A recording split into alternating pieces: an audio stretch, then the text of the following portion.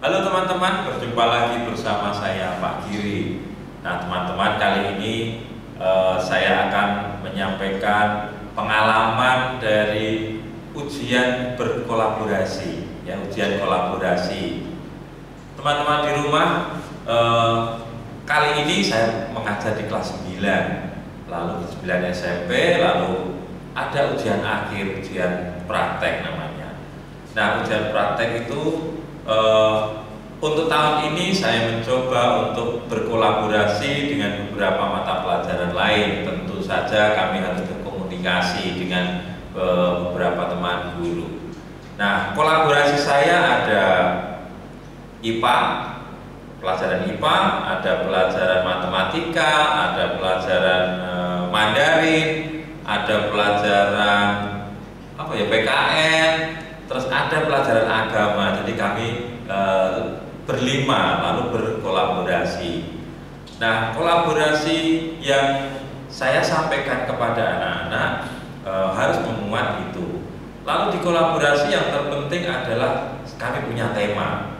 Jadi kami punya temanya adalah melestarikan lingkungan di sekitar kita, ya seperti itu. Jadi kolaborasinya seperti itu. Lalu materinya bagaimana? Teman-teman di rumah, sebelum saya menyampaikan bahwa materi itu seperti A, B, C dan seterusnya, saya perlu membuat semacam alur dari pembuatan sebuah makalah. Jadi di sana kolaborasi itu nanti pada akhirnya anak-anak akan presentasi. Jadi teman-teman saya akan presentasi. Awalnya harus membuat laporan dulu, harus membuat rancangan dulu, semacam karya ilmiah, lalu akan dipresentasikan, ya seperti itu. Jadi nanti teman-teman saya akan ajak ada satu teman saya, nah nanti namanya Jesslyn Virialo, dia akan menyampaikan presentasinya dan saya sampai terharu, sampai bisa meneteskan air mata saya beneran. Baru kali ini saya luar biasa ngajarnya, maksudnya bukan ngajarnya tapi mendapatkan pengetahuan dari peserta didik atau anak-anak saya baru kali ini, dan memang luar biasa hasilnya. Pokoknya keren banget lah, ya keren, termasuknya keren. Nah, tapi teman-teman kami yang lain juga keren. Teman-teman, nanti saya akan linkkan dengan beberapa hasil karya presentasi teman-teman saya ini atau anak-anak saya ini. Nanti saya akan linkkan di deskripsi. Di kolom deskripsi saya akan sambungkan dengan hasil presentasi anak-anak saya di kelas 9. Nah, teman-teman di rumah, selamat menyaksikan nanti hasil dari presentasi teman saya ini. Semoga ini akan menginspirasi Bapak Ibu guru atau teman-teman di rumah bahwa ujian praktek itu tidak harus sesuai dengan ke lab, kemudian menggunakan jangka sorong, menggunakan mikrometer sekro, menggunakan, nah itu artinya bisa digunakan, tetapi akan lebih bagus, akan lebih baik jika bisa diterapkan di kehidupan sehari-hari. Jadi wawasan kita harus luas, ya seperti itu. Nah, kemudian selamat menyaksikan saja deh, pokoknya keren ya. Mari. 大家好，据我介绍，我的名字Jesslyn Virialo，我是6年级学生。Halo semuanya, perkenalkan nama saya Jesslyn Virialo. Saya adalah murid kelas 9, tepatnya kelas 9F, 学习学三 absen 13. 今天我要讨论环境. Hari ini saya akan mempresentasikan mengenai lingkungan, yaitu pemanfaatan limbah plastik untuk pelestarian lingkungan. Di presentasi kali ini saya akan membagi beberapa bagian. Pertama ada pendahuluan dan pengantarnya, yaitu tadi. Selanjutnya ada latar belakang, tujuan dan manfaat, deskripsi praktek, proses pengerjaannya, proses perhitungannya, rencana kegiatannya, kesimpulan dan penutup, dan paling terakhir ada lampiran. Kita akan masuk ke bagian latar belakang. Nah, karya yang saya buat untuk kegiatan ini adalah alat irigasi tetes sederhana dari botol plastik. Mengapa saya pilih alat itu dan mengapa menurut saya itu penting karena menurut saya untuk melestarikan lingkungan itu kita bisa mulai dengan kegiatan atau langkah-langkah yang sederhana seperti merawat tanaman. Kalau di sini berarti mengirigasi tanaman atau menyiram tanaman. Dengan kita merawat tanaman, maka rasa peduli kita terhadap lingkungan atau terhadap alam akan semakin besar. Lalu kalau kita lebih peduli terhadap alam, maka lingkungan atau alam itu sebagai tempat tinggal kita akan lebih terawat, lebih nyaman bagi kita untuk yang tinggal di dalamnya. Selanjutnya, tujuan dan sasaran dari karya saya pertama menunjukkan ikatan antara manusia dengan alam. Sesuai dengan pandangan bahwa manusia dengan alam itu adalah satu kesatuan, tidak dapat dipisahkan. Manusia membutuhkan alam, alam juga membutuhkan manusia. Lalu kedua, sebagai irigasi tanaman, sesuai dengan tujuan sesuai dengan fungsi utama dari karya ini, yaitu untuk mengirigasi tanaman. Ketiga, untuk menambah nilai guna barang bekas. Dengan kegiatan ini, barang bekas dapat kembali berguna atau ditingkatkan lagi fungsinya, yaitu sebagai salah satu kegiatan daur ulang. Terakhir, sasaran saya ini dapat bermanfaat biasanya bagi orang-orang yang bekerja di bidang pertanian, perkebunan seperti para petani kebun, atau bisa juga pada masyarakat awam biasa seperti kita yang ingin berkebun atau merawat tanaman. Manfaat dari kegiatan ini pertama membantu mewujudkan lingkungan yang nyaman. Dengan kepedulian kita terhadap lingkungan seperti dalam kegiatan ini, maka lingkungan kita akan lebih terawat dan kita yang tinggal dalamnya semakin nyaman. Kedua, menghemat biaya dan menghemat waktu. Karena alat ini menggunakan barang bekas, maka akan menghemat biaya kita, lalu menghemat waktu karena dengan sistem irigasi tetes ini, pemilik tanaman itu tidak harus menyiram kebunnya secara berkala. Ketiga, menghemat air.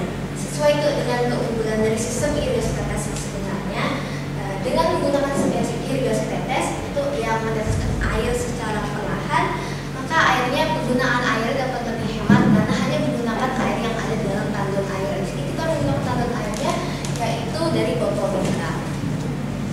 Nah, kita akan mulai masuk ke deskripsi praktek mulai dari alat dan bahan sehingga waktu dan tempat pengerjaan. Untuk waktu pengerjaannya sebaiknya dilakukan di pagi hingga siang hari. Kenapa? Karena di situ emang keadaan tamannya memang lebih cerah, lebih jelas. Selain itu, tanaman yang berfotosintesis itu membutuhkan sinar matahari tentunya, dan tentunya tidak dapat didapatkan di malam hari. Lalu tempatnya untuk proses pembuatan karyanya itu bisa dilakukan di mana saja, bisa dalam ruangan atau di luar. Tapi untuk proses instalasinya atau proses pemasangannya itu harus langsung di tempat tanaman itu tertanam. Karena di sini kita mencoba mengirigasi langsung tanamannya di bagian akarnya. Nah, alat dan bahan yang saya gunakan untuk karya ini, pertama bahan paling utama kita adalah botol plastik bekas. Ukurannya sekitar 600 ml. Lalu 2 pasang sumpit kayu itu berguna untuk menopang si botol ini nanti. Lakban dan selotip, cotton bud, gunting atau cutter, lalu solder atau paku untuk melubangi tutup botolnya.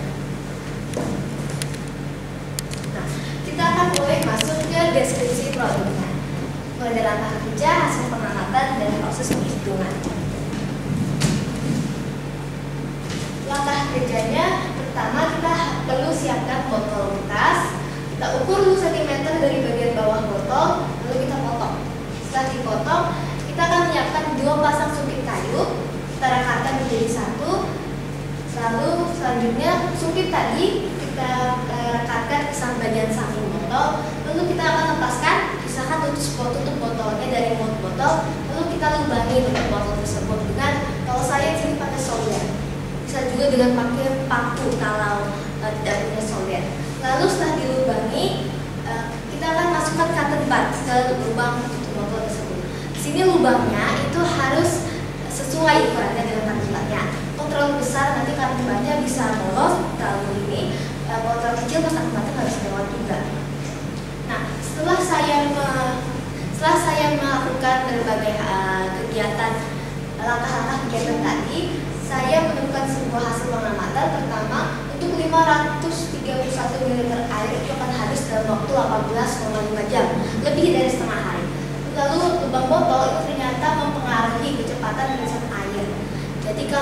terlalu besar, maka akan terlalu banyak ruang bagi air yang bisa keluar. Lalu lokasinya juga berpengaruh. Jika botol ini ditempatkan di taman atau di ladang yang sinar matahari benar-benar terik, bisa saja terbentuk yang namanya lumut dalam botol. Jadi untuk mencegah itu, maka botolnya bisa dibungkus dengan aluminium foil agar sinar matahari tidak dapat tembus dan lumut tidak dapat terbentuk. Lalu kita akan mulai masuk ke proses perhitungan pemecahan masalah untuk tadi matematikanya. Nah, di sini kita akan menghitung perbedaan biaya yang diperlukan. Di sini ada ilustrasi sebuah taman ukurannya sekitar 15 kali 6 meter. Nah, tadi luas gedung tadi 15 kali 6 meter, 60 meter persegi. Di sini saya bandingkan irigasi tetes ukur dengan plastik dan irigasi tetes dengan pipa yang sebenarnya. Ini untuk modalnya. Untuk irigasi tetes dengan pipa kita memerlukan bahan-bahan yang totalnya memakan biaya sekitar 387.000 untuk irigasi tetes dengan botol. Di sini saya hitung botolnya itu hanya 3.001. Kalau misalkan botol-botol bekas berarti ini nggak dihitung. Totalnya jadi 52.000 saja, jauh lebih sedikit daripada irigasi tetes dengan pipa. Selanjutnya kita akan menghitung volume air yang perlu kita isi di dalam botol. Di sini karena botolnya tadi seperti saya bilang kita potong 2 cm dari bagian bawah, maka tinggi dari botol ini kita akan potong 2 cm dari bawah, ini cuma 15 cm. Di sini saya hitung volumenya itu hanya dari dua bentuk dasar dari botolnya, yaitu tabung dan kerucut. Volume tabungnya jadinya 498 ml dibulatkan. Lalu untuk kerucutnya 33 ml dari bulatkan. Totalnya dari botol ini yaitu 531 ml air yang ternyata merupakan 88,5% dari total 600 ml botol ini. Selanjutnya ada contoh pemecahan masalah. Di sini misalkan ada seorang petani yang ingin meninggalkan ladangnya sebentar. Selama itu dari Sabtu pukul 8 hingga Selasa pukul 10 dia ingin tanamannya tetap teririgasi. Jadi tanaman nggak mati kekeringan. Di sini saya akan menggunakan perbandingan senilai. Kita hitung waktunya dulu. Dari Selasa ke Sabtu ke Selasa itu Sabtu, Minggu, Selasa, Minggu, Senin, Selasa memakan 3 hari. Nah, dari sini karena ada Selasa di 8, di sini dia pulang Selasa pukul 10. Berarti ada tambahan waktu 2 jam. Kalau semuanya ditambah ke jam, berarti jadi memakan waktu total 74 jam. Nah, setelah tadi saya ada hasil pengamatan bahwa 531 ml air itu habis dalam waktu 18,5 jam. Di sini kita akan masukkan perbandingannya 531 ml air habis dalam waktu 18,5 jam.